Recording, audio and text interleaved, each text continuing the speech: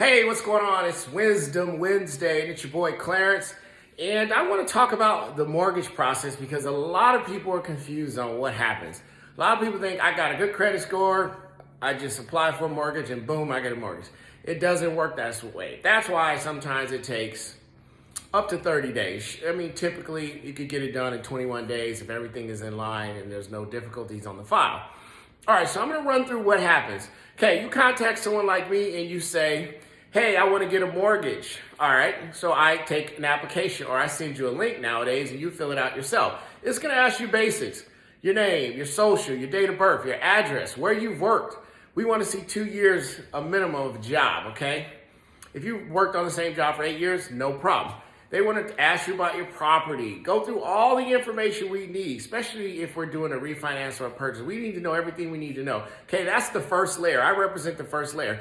I get that information and I pull your credit, okay? If your credit is clean, there's no hiccups, boom. I put together the application. I look at your bank statements, your pay stubs, your W-2s. I do a quick verification. When I say quick, I'm just going over the basics, right? Make sure what you stated on the application lines up with what's in the file, okay? I package all that together. I get a few things from you. If there's something missing, I now send that to a processor. A processor is like the next step in line. They will go out and verify your job history. They'll call your job. They may send a verification of employment. They'll verify docs, depending on what we need to do. Once I get that initial approval, I've already done a lot of the homework up front, but that process is that second look. She's going to go through and go, hey, I'm missing this. And if everything's clean, and sometimes they are, but sometimes there's always a hiccup or something I may miss, she'll say, hey, Clarence, get me this, okay? If all that's good, right, we make it through, it's a clean file, it gets submitted to the underwriting pool. When I say pool, that means people in front of you. People like, I gave you all that, how come they don't have an approval? Well, there's other people in front of you, that's how it works. Okay. Now, the underwriter is that third look. The underwriter knows all the guidelines. She's the last look representing our investors who's going to take another look. And again, if that file is clean, she'll just do what they call the greatest 3 words you ever want to see, or 3 letters, is clear to close.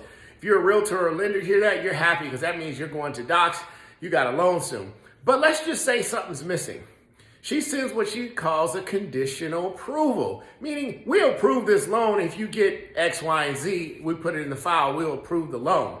Okay, now during the course of all this in the background, because this is taking time, we do an appraisal, okay? We have to verify the value of the property that you're either purchasing or that you want to refinance, okay?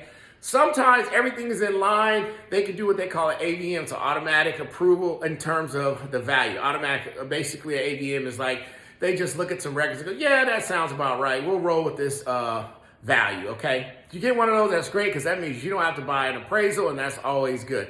Now, depending on what type of loan it is, if you have an investment or maybe you're pulling cash out, you're going to have to get an appraisal because they want to make sure that's a solid investment. All right, so back to the underwriter. Okay, so underwriter comes back to the processor comes back to me and says, we need X, Y, and Z. We get all that. We submit it back in. Now it's resubmitted to underwriting for clear to close. Okay, the underwriter goes back in the pool anywhere from 24 to 48 hours, depending on what time of the month it is.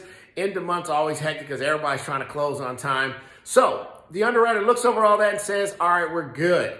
Then you get it clear to close. Okay, then we submit what we call closing disclosures to you. That's when we got all the numbers lined up on your file, how much we're charging, how much this is being cost. If we're paying off something, here's what we're gonna pay off, blah, blah, blah. You sign off on it. It comes back to us. Then we put you in line for what we call closing documents. Those are the files that we send over to the title company. They put all this together and someone calls you and go, hey, I'm with so-and-so title. We would like to set up your signing. You sign those docs. Now, if it's a purchase, you sign the docs, you put your money down, you got the keys, that's your new home.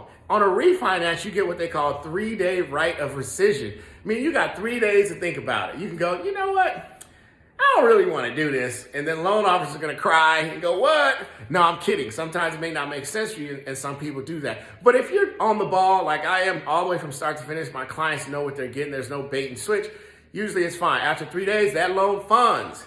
And that's the short, little close to 5-minute version of what happens from application to closing.